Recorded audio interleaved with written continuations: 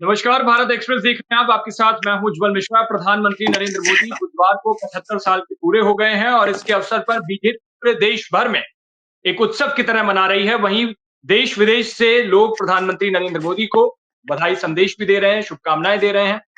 आपको बता दें कि प्रधानमंत्री नरेंद्र मोदी के इस जन्मदिन के मौके पर पूरे देश भर में बीजेपी पूरा सप्ताह मनाएगी। उसी के साथ आज बात करेंगे प्रधानमंत्री नरेंद्र मोदी के सरकार में आने के बाद, उनके कार्यकाल में आने के बाद क्या कुछ नीतियां बनी हैं, क्या कुछ व्यवस्थाएं बदली हैं, कितनी नई योजनाएं आई हैं, इनको लेकर बातचीत होगी। हमारे साथ पूरा एक पैनल जुड़ेगा। डॉक्टर अभिषेक प्रताप सिंह होंगे, विदेश मामलों के जानकार। मुनि शंकर जी हमारे साथ होंगे, पॉलिसी एक्सपर्ट हैं। वैभव जैन आर्थिक मामलों के जानकार हमारे साथ जुड़ेंगे। आप तीनों लोगों का बहुत बहुत स्वागत है। नमस्कार नमस्कार नमस्कार। अभिषेक जी, सबसे पहले आपसे शुरू करते हैं सर। विदेश पॉलिसी को लेकर के बहुत चर्चा इन दिनों खास हो रही है और वो चर्चा तब और जोर पकड़ी जब राष्ट्रपति डोनाल्ड ट्रंप ने बधाई संदेश दिया और उसके बाद उसको लेकर के एक अलग चर्चा तेज से चलने लगी। विदेश नीति को कैसे देखते हैं इस कार्यकाल में आने के बाद? देखिए, विदेश नीति प्रधानमंत्री मोदी का जो 12 साल 10 साल का जो कार्यकाल है, उसमें बहुत एक इम्पोर्टेंट भूमिका उसने अदा की। और जो विदेश नीति में जो बदलाव हुए हैं, उनको हम एक प्रकार से मोदी डॉक्ट्रिन के रूप में समझ सकते हैं। अभी जो बदलाव हुए हैं, ये जो एक्सपेरिमेंट्स हुए हैं, इनको 3-4 चरणों में हम देखते हैं। सबसे पहला जो बदलाव हुआ कि लंबे समय तक भारत की विदेश नीति का यह मानना था कि वो सभी देशों के साथ एक समान दूरी बना के रखे। लेकिन प्रधानमंत्री मोदी के नेतृत्व में हम देखते हैं कि आज भारत जियो पॉलिटिकल रीअलाइनमेंट और जियो पॉलिटिकल अलायंस पे विश्वास रखता है। अगर आप इस साल का ही उदाहरण लें, प्रधानमंत्री कनाडा गए G7 के सम्मेलन में, जो विश्व का बड़ा आर्थिक समूह है। उसके बाद वो ब्राजील गए ब्रिक्स देशों के सम्मेलन में, और अभी पिछले दिनों उन्होंने चीन की यात्रा की SCO के सम्मेलन को लेकर। तो इस प्रकार की गतिविधियों से स्थापित होता है कि आज भारत किसी एक क्षेत्र या किसी एक देश के साथ नहीं, बल्कि वो Indo Pacific, Eurasia, south Asia, east Asia जैसे सभी रीजन्स में महत्वपूर्ण भूमिका रखता है। तो कहना कि आज भारत को एक जियो पॉलिटिकल पावर के रूप में स्थापित करने में प्रधानमंत्री मोदी की कूटनीति बहुत ज्यादा कारगर रही है। लेकिन देते वो विश्व बंधुत्व, विपक्ष लगातार ये कहता है कि अभी जितने भी हमारे नेबरिंग कंट्रीज हैं या कि दुनिया के मुहाने पर हम जहां भी खड़े हुए हैं, वहां पे कई देशों से विपक्ष कहता है संबंध हमारे ठीक नहीं है और विदेश नीति सबसे खराब दौर का हवाला देता है। कितनी सच्चाई है? देखिए, विदेश नीति इन बातों में बहुत ज्यादा सच्चाई नहीं है। किसी एक घटना को पकड़कर, जैसे ट्रंप ने भारत सरकार पे टैरिफ लगाया, विपक्ष कहने लगा कि भारत अमेरिका संबंध अब अपने निचले स्तर पर चले गए। पहली चीज तो भारत अमेरिका संबंध केवल ट्रेड द्वारा निर्धारित नहीं होते। दोनों देशों के बीच स्ट्रेटेजिक पार्टनरशिप है, एक पॉलिटिकल अंडरस्टैंडिंग है, इंडो पैसिफिक को लेके, आतंकवाद को लेके, डिफेंस कॉपरेशन को लेके, इन सभी मुद्दों पर भारत अमेरिका का संबंध एक बहुत मजबूत है और जिसके पीछे लगभग मोदी सरकार की विदेश नीति का बड़ा योगदान है। जहां तक आपने पड़ोसी देशों की बात की, आपको पता होना चाहिए मोदी सरकार के शपथ ग्रहण में दक्षिण एशिया देशों के सभी राष्ट्राध्यक्ष शामिल हुए। बांग्लादेश के साथ जो लंबे समय तक भूमि का बंटवारा था, लैंड बॉर्डर सेटलमेंट को मोदी सरकार ने ही बड़ी समझदारी और कूटनीतिक परिपक्वता का परिचय देकर उसको सुलझाया। नेपाल में जब अर्थक्वेक आया, उसमें भारत ने एक सकारात्मक भूमिका निभाई। अभी बांग्लादेश और नेपाल में जो राजनीतिक अस्थिरता चल रही, उसमें भी भारत ने एक बड़ा मैसेज दिया। तो नेबरहुड, इवन मलेशिया के साथ में, मालदीव के साथ भी हम देखते हैं कि जिस प्रकार का मालदीव और चाइना का स्ट्रेटेजिक अलाइनमेंट था, भारत ने उसको काउंटर किया और आज मालदीव और भारत के बीच संबंध अच्छी दिशा में। तो मुझे लगता है नेबरहुड के मामले में भी कूटनीतिक, राजनीतिक और आर्थिक तीनों प्रकार का सहयोग मोदी सरकार की नेबरहुड फर्स्ट पॉलिसी ने किया है। और उसी का नतीजा है कि आज ना सिर्फ साउथ एशिया, ना सिर्फ ईस्ट एशिया, बल्कि वैश्विक स्तर पर भी भारत एक ग्लोबल पावर के रूप में जाना जा रहा है। आज भारत बैलेंसर नहीं है, आज भारत एक एस्पिरेशनल पावर है, जिसकी भूमिका, जिसकी बात, जिसका दृष्टिकोण दुनिया के प्रमुख देश सुनते हैं, उसको समझते हैं। ठीक है, मुनि जी के पास जाऊंगा मैं। वैभव जी आपके पास आऊंगा, उससे पहले मुनि जी से पॉलिसी के बारे में पूछना जरूरी है, क्योंकि अगर हम आर्थिक तौर पर देखें, उसका एनालिसिस करें, तो उससे पहले पॉलिसी जो आई है या जो इस सरकार में बनी है, मुनि जी कितना सफल मानते हैं आप? क्या आपको लगता है कि यहां पर ठीक है और किन चीजों में सुधार की जरूरत है? देखिए उज्जवल जी, तो सबसे पहले आपके चैनल के माध्यम से, भारत एक्सप्रेस के माध्यम से माननीय प्रधानमंत्री जी को उनके जन्मदिवस की ढेर सारी बधाइयां और शुभकामनाएं। आपको अगर ध्यान हो तो विगत 2 दशकों में जो मोदी जी का गवर्नेंस मॉडल रहा, वो फ्री फ्लो ट्रेड से लेके सामाजिक सुधारों का कह सकते हैं कि जो भी मोदी जी की नीतियां बनी, चाहे आयुष्मान भारत हो जिसमें स्वास्थ्यगत जो हमारे समाज के निचले तबके तक के लोग थे उनको मेन स्ट्रीम में स्वास्थ्य सुविधाएं मिल सके, उसके लिए चिंता की गई। साथ ही आप देखिए, अगर जब मोदी जी 2014 में प्रधानमंत्री बने तो उन्होंने सबसे पहले स्वच्छ भारत अभियान की बात की। स्वच्छ भारत अभियान का असर केवल स्वच्छता तक नहीं होता है, स्वच्छता के कारण उसका जो आर्थिक, उस पॉलिसी का जो असर विभिन्न सेक्टर्स में होता है, जो जागरूकता जो निचले स्तर तक गई उसका असर देखने को मिलता है।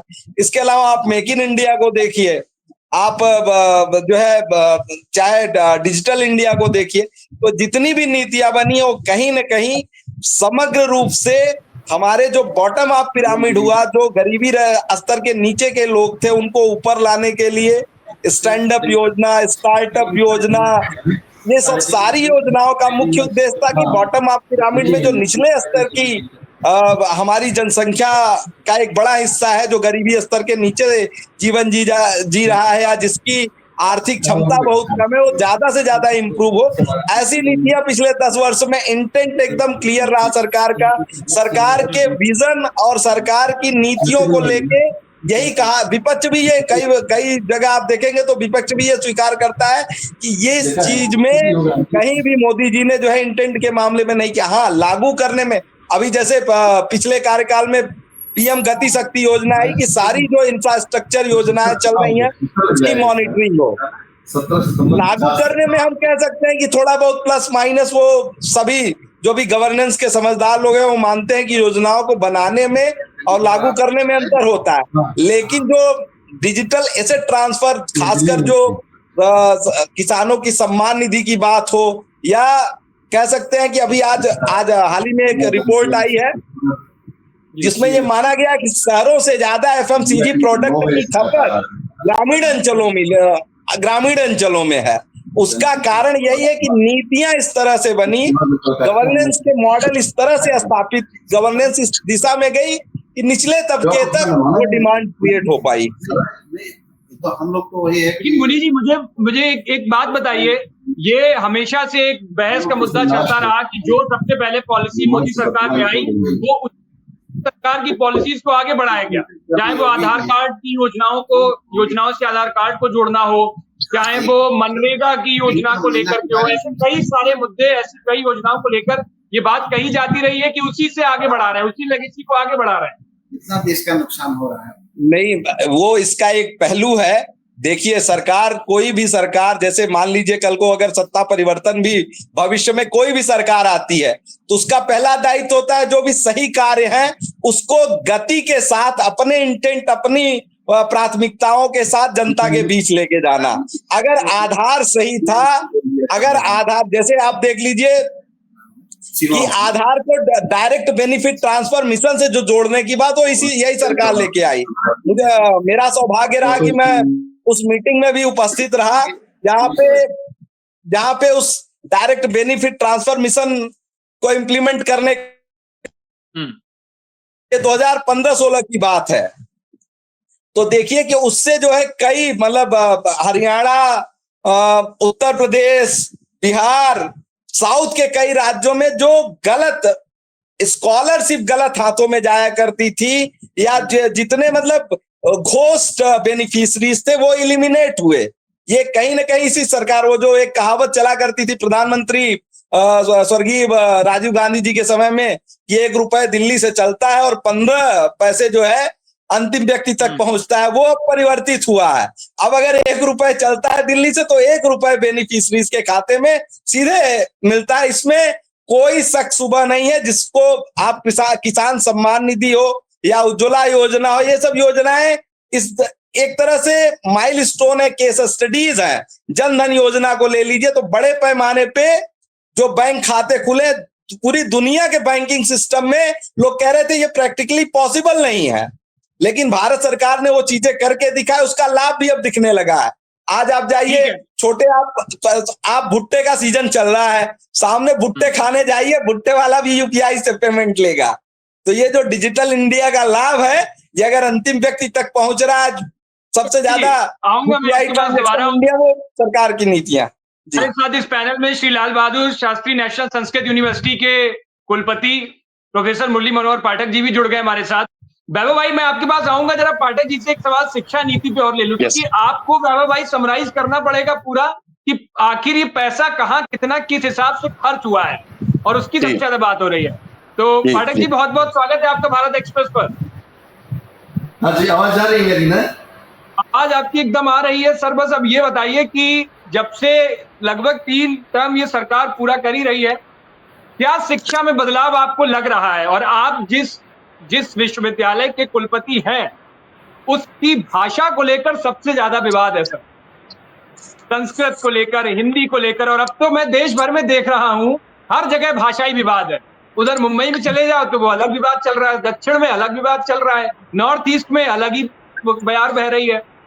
कैसे ये सही होगा, और शिक्षा नीति कैसी लग रही है आपको इस सरकार में? कितना, क्या बदलाव की जरूरत है, क्या चेंजमेंट होने चाहिए, क्या सुधार होने चाहिए, और अभी हाल की कैसी चल रही है? अगर पिछली सरकार, बहुत अच्छी बात आपने कही। पहली बात, भाषा विवाद, और जिस विश्वविद्यालय का मैं कुलपति हूँ उस विश्वविद्यालय की भाषा, एक बहुत स्पष्ट मैं इसमें कहना चाहता हूँ आपसे, पूरे देश को बताना चाहता हूँ कि संस्कृत विवाद नहीं है, संस्कृत विवादों का उपशमन है। एकमात्र संस्कृत ही वो भाषा है जो न केवल 22 भारतीय भाषाओं, अपितु हमारी जो बोलियां हैं, अवधी है, ब्रजभाषा है, मैथिली, ये भाषाएं जो भाषा का दर्जा जिनको नहीं मिला है, बुंदेलखंडी है, बघेलखंडी है, मालवी है, उन भाषाओं की भी जड़ें यहाँ हैं। तो संस्कृत से किसी को विरोध नहीं है। हर प्रकार के विरोध का शमन करने के लिए संस्कृत अडिग है, खड़ी है। क्यों? क्योंकि संस्कृत भारत है, भारत संस्कृत है। भारत में जो कुछ भी ज्ञान संपदा है, जो कुछ भी ज्ञान परंपरा है, वो संस्कृत बदौलत है। अभी आपने शिक्षा में क्या बदलाव की बात कही, अब उस पर अगर हम विचार करें तो शिक्षा में तो आमूलचूल परिवर्तन हो गया। 1835 में जो लॉर्ड मैकाले ने शिक्षा नीति हमारे यहाँ लागू की थी, वह शिक्षा नीति 1966 में कोठारी आयोग में आई। उन्होंने फॉर्मेट नहीं बदला, फॉर्मेट वही रखा मैकाले का, और भारतीय ज्ञान को उसमें डालने की कोशिश की। जो 86 को जो नई शिक्षा नीति लागू हुई, हम लोग पढ़ रहे थे हम लोग, वो शिक्षा नीति ने क्या किया, बहुत अच्छी योजनाएं थी, लेकिन उन्होंने फॉर्मेट फिर उसी मैकाले का रखा, इसलिए फ्लॉप हुई, सारी नीतियां फ्लॉप हो गई। आज माननीय प्रधानमंत्री श्री नरेंद्र मोदी जी के नेतृत्व में, और तत्कालीन जो शिक्षा मंत्री थे और वर्तमान शिक्षा मंत्री, इन लोगों के नेतृत्व में जो राष्ट्रीय शिक्षा नीति बनी है 2020, इस शिक्षा नीति ने फॉर्मेट भी अपना बनाया है, स्ट्रक्चर भी अपना बनाया है, यानी सांचा भी अपना बनाया है, ढांचा भी अपना बनाया है। पहले सांचा विदेशी था, ढांचा भारतीय था, मिसफिट होकर फ्लॉप हो गया। अब सांचा भी भारतीय है और ढांचा भी भारतीय है, इसलिए ये शिक्षा नीति पिछले 5 वर्ष में देश में क्रांति हो गई है, और विश्व में हम क्रांति के पथ चल पड़े। मैं एक मिनट रोकूंगा, बस मैं ये जानना चाह रहा हूं, जैसे आप जिस विश्वविद्यालय के कुलपति हैं, उसको लेकर के क्या बदला? मतलब अभी आप अगर देखिए, कई 4 शब्द संस्कृत के आज के बच्चों को समझ नहीं आते हैं, तो ये कैसे, जिस भाषा के लिए इतना पैसा खर्च हो रहा है सरकार में, इतना प्रचार प्रसार हो रहा है, वो धरातल में क्या दिख रहा है उसका? आज बात नहीं कर पाएंगे लोग। अगर अभी एक शब्द, किसी एक लाइन बोल दो तो वो समझ नहीं आएगी, और उतनी कठिन भी है कि उसको समझना मुश्किल है। कठिन तो नहीं है, तो ये कैसे होगा? समझने की चाह होनी चाहिए, कठिन नहीं है। सबसे साइंटिफिक है ना, साइंटिफिक है, मैथमेटिकल है, इसलिए आसान है। मैथ्स का सूत्र समझ में आ गया तो आप सारा का सारा सॉल्व कर लेते हैं प्रॉब्लम। वही स्थिति इसके साथ है। मैं संस्कृत विश्वविद्यालय में हूँ, और आपको बताते हुए मुझे हर्ष की अनुभूति हो रही है कि हमारे यहाँ के आचार्य संस्कृत माध्यम से पढ़ के आए हैं, संस्कृत माध्यम में इन्होंने शिक्षा ली है, शिक्षा दी है, पीएचडी करा रहे हैं, लेकिन अभी नए का मूल्यांकन हुआ। हमारे सारे आचार्यों ने सहयोग किया, क्योंकि ट्राइलैंग्वेज बनाना था। संस्कृत में मूल एसएसआर बनेगा, उसका अंग्रेजी अनुवाद होगा, क्योंकि फॉर्मेट वहां जाएगा, नेक में बेंगलुरु अंग्रेजी समझी जाएगी, और हिंदी राजभाषा है, तो ट्राइलैंग्वेज बनाया। और हमारे विश्वविद्यालय ने कीर्तिमान स्थापित किया, पहला विश्वविद्यालय बनने का, हाइब्रिड मोड में जिसका असेसमेंट हुआ हो और 8++ पाया हो, 10.5 एकड़ 10.6 एकड़ के रकबे में बसा हुआ है विश्वविद्यालय। तो हम लोगों ने नवाचार किया है। हमारे यहाँ पॉलिटिकल साइंस में मैंने खोला है, लेकिन वो पॉलिटिकल साइंस नहीं है जो डीयू में पढ़ाया जाता है। भारतीय ज्ञान परंपरा पर आधारित हमने कौटिल्य के कुछ हिस्सों को रखा है उसमें, ताकि ये हमारा विद्यार्थी जो राजनीति विज्ञान पढ़ के जाए वो जाने कि कौटिल्य क्या कहते थे, शुक्र क्या कहते थे, नारद क्या कहते थे, कामंतक क्या कहते थे। जब इनके साथ आधुनिकता का संयोग करेगा, वेस्टर्न मेथोडोलॉजी का प्रयोग करेगा, तो भारत विश्व गुरु बनेगा और भारत बताने में समर्थ होगा कि हम क्या करें। अंग्रेजी में हमने कालिदास को रखा है, एमए इंग्लिश खोला है और बड़े खुश हैं बच्चे। हमारे पास सीट नहीं है, 15 सीटें रखी थी, भर गई है, कह रहे बढ़ा दीजिए। बैठने की जगह नहीं है भैया, बैठने की जगह नहीं है, 10-11 की जगह है, 15 जैसे तैसे बैठ लेना, कमरे नहीं है। तो मैं ये कहने में हमको हर्ष हो रहा है कि संस्कृत की दिशा में बहुत कुछ हो रहा है। भारत विश्व गुरु बनेगा तो संस्कृत बनेगा, भारत विकसित बनेगा @2047 उसमें संस्कृत और संस्कृत की ज्ञान परंपरा महत्वपूर्ण भूमिका निभा रही है। आप सब अनुभव कर रहे हैं। ठीक है, मैं एक बार और आऊंगा आपके पास। उससे पहले मैं वैभव भाई के पास जाना चाहता हूँ। वैभव, आपने सारा सुन लिया ना? आपने जियोपॉलिटिक्स पे भी सुन लिया, आपने पॉलिसीज पर सुन लिया, और पाठक जी हमारे साथ थे ही, इतना विस्तार से उन्होंने शिक्षा नीति पर पूरा बता ही दिया।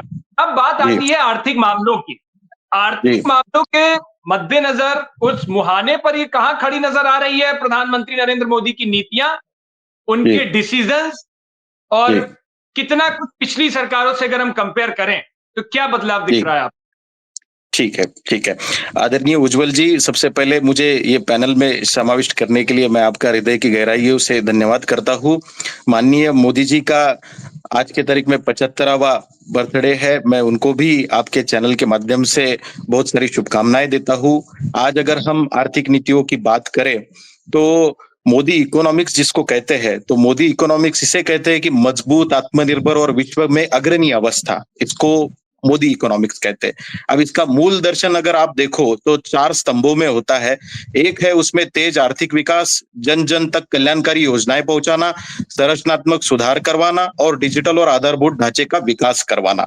अगर आप संरचनात्मक सुधारों की बात अगर आप कहें तो आप अभी जीएसटी का इम्प्लीमेंटेशन अगले 22 सितंबर को देखने जा रहे हैं कि ये इतना अभूतपूर्व होने जा रहा है कि किसी भी देश को जब बड़े तरीके में या बड़े पैमाने पे विकास करना होता है तो उसको कहीं ना कहीं वो जीएसटी के स्वरूप में हो या अदर टैक्सेस के स्वरूप में हो, वो कहीं ना कहीं लेना पड़ता है। उसी से इस देश का विकास होता है। बट आज जब हम किसी एक अच्छे मंजर पे पहुंच चुके हैं तो मोदी जी ने बिल्कुल उसमें वक्त जाया ना।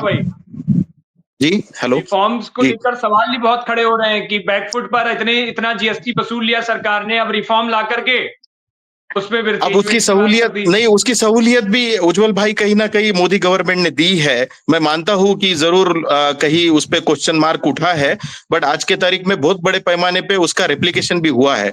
आप अगर ये बड़ी बड़ी योजनाओं का पैमाना देखें कि जैसे प्रधानमंत्री जन सुरक्षा योजना हो, प्रधानमंत्री जन स्वास्थ्य योजना हो, PMJAY हो, 80 करोड़ लोगों को आज के तारीख में खाद्य की आपूर्ति करवाना, तो ये सब चीजें किसी भी ग्रोथ डेवलपमेंट कंट्री के लिए काफी मुश्किल होती है इसका संचालन करना। आज जो इतना बड़ा इंफ्रास्ट्रक्चर आपको दिख रहा है ये उसी के बलबूते हो रहा है। ये कहीं ना कहीं हमें कंसिडर करके चलना पड़ेगा।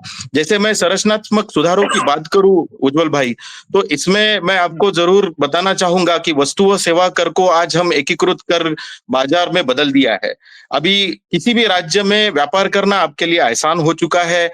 अगर आप IBC की धाराएं देखें तो जो दिवालियापन में बैंक और जो कंपनियां डूबती थी उसको भी हमने आज के तारीख में पूंजीगत निवेशों से उसका रास्ता निकाल लिया है और उसको कहीं ना कहीं पटरी पे ला लिया है। हम श्रम सुधारों की बात करें तो श्रम सुधारों में करीब करीब 44 ऐसे कानून थे कि जिसको काफी अलग अलग उसकी ऑब्लिगेशंस और उसमें काफी सारी खामियां थी, उसको हमने सिर्फ 4 कोड में इस मोदी गवर्नमेंट ने बदला है। बैंकिंग सुधारों की बात अगर हम करें तो सरकारी बैंकों का विलय और पूंजीगत उनका नीति बढ़ाकर हमने उनको मजबूत बनाया है। आज इतना पैसा बैंकों में है उज्जवल भाई कि आप देखिएगा कि किसी को भी इजी गोइंग में लोन मिल जाता है। तो ये कहीं ना कहीं आज के तारीख में बहुत बड़ी इस गवर्नमेंट की सफलता है। आज अगर आप निजीकरण और विनिवेश की बात करें तो एयर इंडिया का निजीकरण हुआ है, LIC का IPO आ चुका है, और भी काफी सारी गवर्नमेंट संस्थाएं हैं कि जो आज के तारीख में कहीं ना कहीं बोझ बन रही थी, ये पुरानी गवर्नमेंटों में लगा हुआ चार्ज था सरकार के मध्य, तो आज उसको कहीं ना कहीं ठीक तरीके से रास्ता निकल के उसको सही तरीके से रेक्टिफाई किया गया है। अगर आप जन कल्याणकारी योजनाओं की बात करें जी, शेयर मार्केट कब ऊपर जाएगी? लोगों में तो बड़ा इसी बात को लेकर सबसे बड़ा सवाल है, क्रैश पड़ी हुई है। शेयर मार्केट जरूर ऊपर जाएंगी। शेयर मार्केट आप सिर्फ दिवाली के धमाके होने दीजिए, दिवाली जैसे खत्म हो जाएंगी मार्केट में इतना पैसा बहेगा कि 101% शेयर मार्केट बहुत ऊपर तक चला जाएगा। आज ही शेयर मार्केट अगर आप देखो, निफ्टी तो 56,000 के ऊपर है लगभग, और ये भी 25,000 के ऊपर है, BSE का स्टॉक इंडेक्स जिसको अगर आप कहते हैं। अभी धीरे धीरे करते करते जैसे जैसे मार्केट में सृजन आएगा तो स्टॉक मार्केट भी जरूर आगे बढ़ेगा।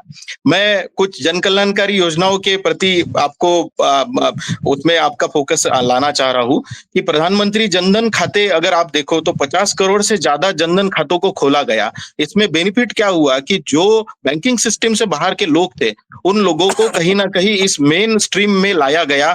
जो लोग आज के तारीख में पार्शियली डिफेंस मतलब कहीं ना कहीं उसमें उनका कुछ भी कारागिरता नहीं थी, आज उनको कहीं ना कहीं चैनलाइज किया गया।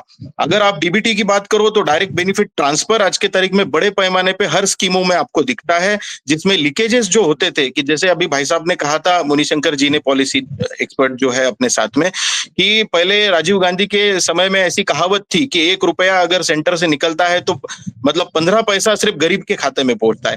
अभी ऐसी हालत है मोदी इकोनॉमिक्स की वजह से कि 1 रुपया निकलता है तो 1 ही रुपया वो सामने वाले तक पहुंचता है। इतनी बड़ी आज के तारीख में कहीं ना कहीं डायरेक्ट बेनिफिट ट्रांसफर स्कीम्स के वजह से बेनिफिट हुआ है। प्रधानमंत्री किसान सम्मान निधि योजना की वजह से 6,000 रुपए हर साल की सहायता हर किसान को दी जा रही है। ये अपने आप में एक बहुत बड़ी कुशलता है। आयुष्मान भारत योजना की बात अगर हम करें तो करीब करीब 50 करोड़ लोगों को हमने स्वास्थ्य बीमा का लाभ पहुंचाया है। 5 लाख तक के बड़े से बड़े सुविधाएं मतलब जितनी भी सेवा उसके अंडर में आती है अलग अलग योजनाओं के अंतर्गत उनको हमने सृजन किया है। जी ठीक है, ये सब तो प्रवक्ता भी भाजपा के बताते रहते हैं। ये सब तो भाजपा के प्रवक्ता भी बोलते रहते हैं। मुझे ये बताइए, कैपिटलाइजेशन को और इन सब को लेकर के जो बहस छिड़ी हुई है वो कितनी तर्कसंगत है, वो कितनी न्याय संगत है? कैपिटलाइजेशन को तो आप देख ही रहे हैं, अभी के हाल के डाटा आए हुए हैं, देश में 2% कैपिटलाइजेशन, जिस तरीके से 2% आदमियों के पास इतना संपत्ति है, इतना पैसा है, और उसका जो यूज है वो 98% लोग कैसे कर पा रहे हैं, आप देख ही रहे हो। जी जी जी जी, ऐसा है कि कैपिटलाइजेशन किसी भी कंट्री को अगर ग्रो होना है तो उसमें हम अगर उसकी पॉलिसी मेकिंग के लिहाज से अगर उस चीज को देखें तो इकोनॉमिक्स कहीं ना कहीं ये है कि 98% लोग आज के तारीख में मैं मानता हूं कि कहीं ना कहीं ये सब चीजों से और इसकी फैसिलिटीज से बाहर है, ये हम नहीं कह सकते। गवर्नमेंट अगर वो लोगों को 2% लोगों के हाथ में कैपिटल दे रही है तो 98% लोगों का भी ख्याल रखा जा रहा है। आज अगर आप देखो कि मेक इन इंडिया जैसी स्कीम्स हो या स्टार्टअप इंडिया हो या आत्मनिर्भर भारत जैसी योजनाएं हो, PLI स्कीम जो आज के तारीख में लाई गई थी तो उसके बेनिफिट काफी सारे यंगस्टर्स ने लिया है। आज देश में मतलब हम देश की मतलब पूरे वर्ल्ड की तीसरी ऐसी व्यवस्था है कि जिसके स्टार्टअप को काफी बड़े पैमाने पे क्रेडिबल किया गया है। उसमें से करीब करीब 20 से 25 यूनिकॉर्न्स पिछले साल बन चुके हैं और इस साल का डेटा अलग से आएगा अभी आने वाले समय में। तो कहीं ना कहीं ये है कि कैपिटलाइजेशन ये किसी भी ग्रोइंग इकोनॉमी में थोड़े बहुत पैमाने में फिस्कल मेंटेन होता है, बट आने वाले समय में आपको काफी बड़े पैमाने पे जो इस वर्ग से बाहर वाले लोग हैं इनको सृजन करते हुए आपको देखने को मिलेगा, ये मैं कह सकता हूँ। अभिषेक जी, ये सब तो तब बढ़िया होगा जब थोड़ा टैरिफ टैक्स इन सब में थोड़ी सहूलियत मिले। ये टैरिफ रेट कब होने का, क्या कब तक है उम्मीद कुछ? अभिषेक जी माइक म्यूट है सर। अभिषेक जी आपका शायद। हाँ, जो भारत अमेरिका टैरिफ विवाद है जिसको बहुत बढ़ा चढ़ा कर दिखाया जा रहा है तो उसको उसके मामले में कुछ बातचीत हो रही है। अगर आप देखेंगे तो पीटर नवारो जो अमेरिका के सलाहकार है अमेरिकी सरकार के, उसके अलावा जो यहाँ पर आए हुए हैं ट्रेड रिप्रेजेंटेटिव के रूप में, उनके साथ वार्ता शुरू हो गई। अब उनका इतिहास देखेंगे तो लगभग 15 देशों के साथ अमेरिका का ट्रेड डील उन्होंने सुनिश्चित किया है। तो अपने आप में अमेरिका की जाने माने ट्रेड एक्सपर्ट हैं, उनकी कई ऐसे मामलों में विशेषज्ञता है, विशेषकर एग्रीकल्चर प्रोडक्ट्स का मामला है, एनिमल हस्बेंड्री का मामला है, जो सब भारत की चिंताएं हैं। तो मुझे लगता है कि आने वाले दिनों में हम देखेंगे किस प्रकार से भारत और अमेरिका ट्रेड के मामले में एक ऐसी डील पर सहमति बनाते हैं जो कि दोनों देशों के इकोनॉमिक इंटरेस्ट को सर्व करें।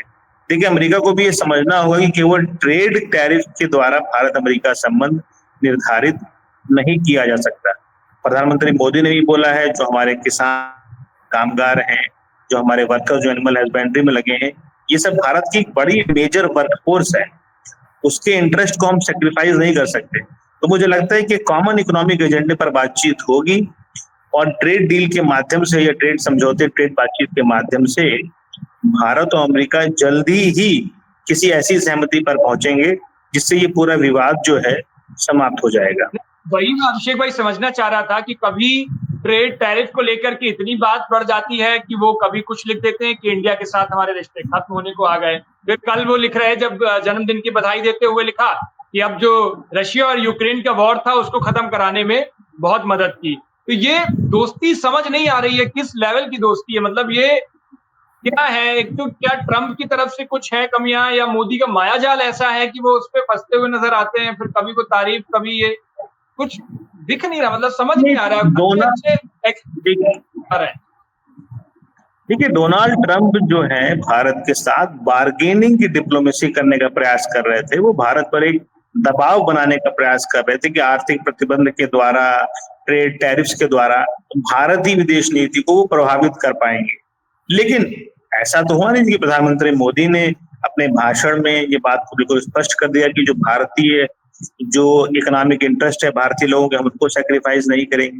दूसरी बात, ट्रंप को खुद से भी ये सवाल पूछना चाहिए कि केवल उनका गतिरोध भारत के साथ तो है नहीं, जापान के साथ भी उनका ट्रेड वॉर चल रहा है, ट्रेड डिस्प्यूट है, साउथ कोरिया के साथ भी वो ट्रेड डिस्प्यूट में फंसे हुए हैं, यूरोपियन यूनियन ने भी कई सारे क्वेश्चंस रेज कर रखे हैं अमेरिकी ट्रेड पॉलिसी को लेके। सो अमेरिकन ट्रेड पॉलिसी को भी एक प्रकार से ऐसे ओरिएंट होना पड़ेगा कि देशों के साथ सामंजस्य पर जोर दिया जाए। देखिए, अगर आप किसी प्रकार का ट्रेड कॉन्फ्लिक्ट बढ़ेगा अमेरिका का भारत के साथ में, तो उससे अमेरिकी पावर, जो अमेरिकी शक्ति है, जो अमेरिकी इंटरेस्ट है, वही कहीं ना कहीं डिक्लाइन होंगे। तो ये जो बार्गेन की डिप्लोमेसी काम नहीं करेगी। और अभी आपने देखा एससीओ का सम्मेलन हुआ, भारत आज ग्लोबल साउथ की बड़ी वैश्विक आवाज बना हुआ है, भारत आज मैन्युफैक्चरिंग सेक्टर के क्षेत्र में बड़े प्रयास कर रहा है, भारत आज सोलर एनर्जी पे पूरी दुनिया को दिशा दे रहा है, ग्लोबल सोलर अलायंस जो बनाया दुनिया ने उसको भारत ने लीड किया है, ई व्हीकल, इलेक्ट्रिक व्हीकल के मामले में भारत कई सारे प्रयोग कर रहा है। तो बहुत सारे ऐसे आर्थिक पहलू हैं जिन पर भारतीय मोदी सरकार काम कर रही है और जिन पर कहीं ना कहीं अलाइनमेंट होगा विश्व की बड़ी अर्थव्यवस्थाओं के साथ। ठीक है मुनि जी, एक क्लोजिंग कमेंट आपसे लेंगे सर। पॉलिसी को लेकर के हमारी बात चल रही थी और जिस तरीके से वैभव ने तमाम चीजों का जिक्र किया कि कैसे, कहां पर कितना नई चीजें, नई योजनाओं में कहां बताइए कि अब इतने सालों बाद दो एलिमेंट कौन सी जो आपने एक बात है? जी जी जी प्लीज रिपीट करें। आप अपनी आखिरी बात रिपीट करें प्लीज। मैं कह रहा क्लोजिंग कमेंट आपसे चाहिए। जिस तरीके से अभी अभिषेक जी से बात हो रही थी फॉरेन पॉलिसीज को लेकर के, और अभी वैभव ने बहुत डिटेल्ड वे में सारी चीजें बताई कि कहाँ कितना पैसा किस तरीके से किन योजनाओं में गया। अब मुझे ये बताइए कि और सुधारों की जो जरूरत की बात हम करते हैं, वो कौन सी और नई योजनाएं होनी चाहिए, किस तरीके से जो पॉलिसी बने और लोगों तक उसका फायदा पहुंचे। सबसे पहली बात जो आवश्यकता है, जैसे document wise, intent wise policies अच्छी हैं, इम्प्लीमेंटेशन के लेवल पे सरकार में अभी भी बहुत सी खामियां हैं जिसको दूर करने की आवश्यकता है। एज एक्सपर्ट जब हम इन चीजों को देखते हैं, जैसे मोदी सरकार की बहुत अच्छी अनाउंसमेंट थी 100 स्मार्ट सिटीज, लेकिन आप नोएडा में बैठे हैं, गुड़गांव के हालात, थोड़ी सी बारिश होती है गुड़गांव के हालात क्या हो जाते हैं, ये किसी से छिपा नहीं है। तो सरकार को इन दिशाओं में भी देखना होगा।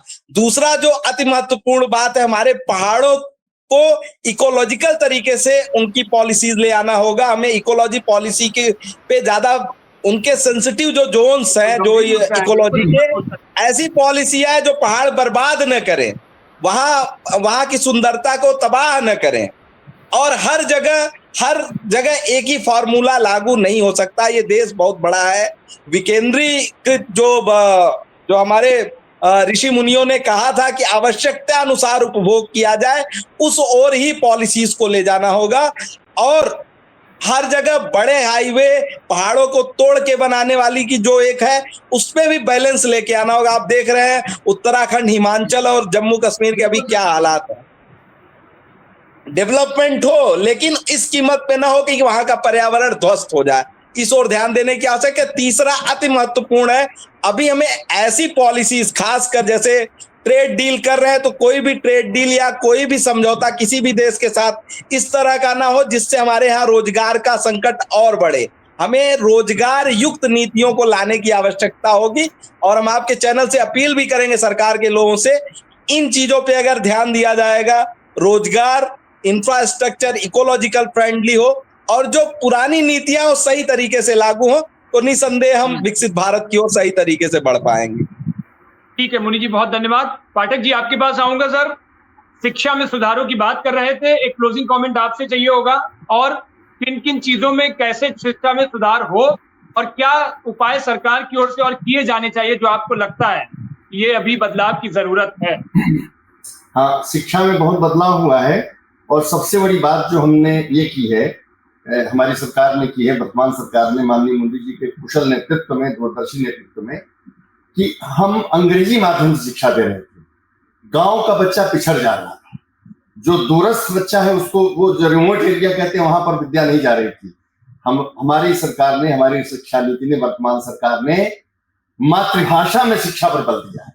और आपको मैं बताते हुए मुझे हर्ष हो रहा है कि एनसीईआरटी ने जो 22 संविधान की 8वीं अनुसूची की भाषाएं हैं, 8 शेड्यूल की 22 भाषाएं भारतीय भाषाएं हैं, पूरा सीबीएसई का सिलेबस हर विषय का उसमें लिखा जा रहा है। और मैं समझता हूं 50% से स्कूल लेवल पर आ गई है, हाई स्कूल की सारी किताबें आ गई हैं। तो जहां का बच्चा होगा, तमिल वाला बच्चा तमिल में पढ़ेगा वही एनसीईआरटी किताब, और जम्मू वाला बच्चा उस शारदा लिपि में पढ़ेगा, शारदा बंगाल का बंगाली पढ़े।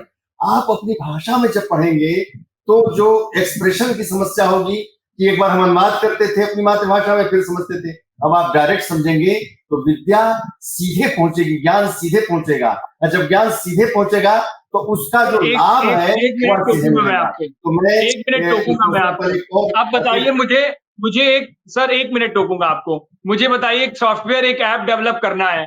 अब मैंने तो संस्कृत में पढ़ा है उसको, अब मैं कैसे जावा, C++ और कोडिंग कैसे संस्कृत में करूं सर, ये बताओ मुझे। हमारे लिए एआई आ गया। एआई तो क्या, कितना करिश्मा। सोचिए, वेदों को हम दिमाग में रखते थे, आज उस वेद की एक ऋचा का 2 शब्द हम लिखते हैं और पूरा मंत्र संदर्भ सहित आ जाता है। तो एआई की सहायता से हम ऐप डेवलप करके इन भाषाओं के माध्यम से विषय की सुगमता करेंगे। हमारे वेद में तो साइंस है, उस साइंस को हम देखते नहीं थे क्योंकि हम पंडित के, आचार्य की हैसियत से पढ़ते थे। अब जब हम देख रहे हैं तो फिजिक्स में एआई पे शिफ्ट हो जाए पूरा। आप एआई को बढ़िया मान रहे हैं, एआई पे शिफ्ट हो जाए। नहीं, हमारे विकास के लिए आज की आवश्यकता है, अनिवार्यता है। विश्व को अगर मात देनी है शिक्षा में तो एआई को लेकर चलना पड़ेगा। पुरानपंथी में हम रहेंगे तो हम विकास नहीं कर पाएंगे। एआई से युद्ध एआई के द्वारा होगा, और जब भारतीय ज्ञान परंपरा से एआई मिलेगा तो जो विश्व के पास एआई है, हम 4 गुना शक्ति के साथ आएंगे और हम सफल होकर रहेंगे।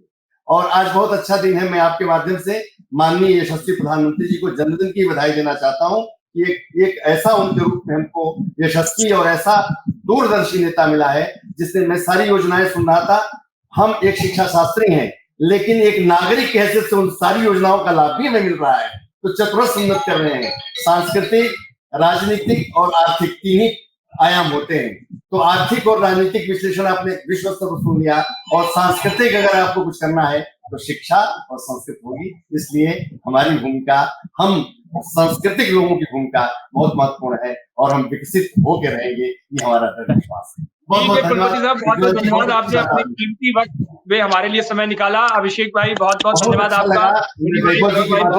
मणिशंकर जी, अभिषेक भाई साहब की बातें सुनी, बहुत अच्छा आपने संयोजन किया। मैं हृदय से भारत एक्सप्रेस को भी धन्यवाद देता हूं कि हमारी योजनाओं की आपने, सबसे अच्छी बात उज्जवल जी, आपने समीक्षा की दृष्टि से तटस्थ भाव से आपने प्रश्न किए, बड़े करारे प्रश्न किए। ऐसा नहीं कि आप बहुत तो चीजें। धन्यवाद। नमस्कार। कुल मिलाकर के आपको क्या लगता है, सरकार में और किन सुधारों की, किन की बात होनी चाहिए, अपनी राय हमें जरूर बताइएगा। देश और दुनिया की बाकी तमाम खबरों के लिए देखते रहिए भारत एक्सप्रेस।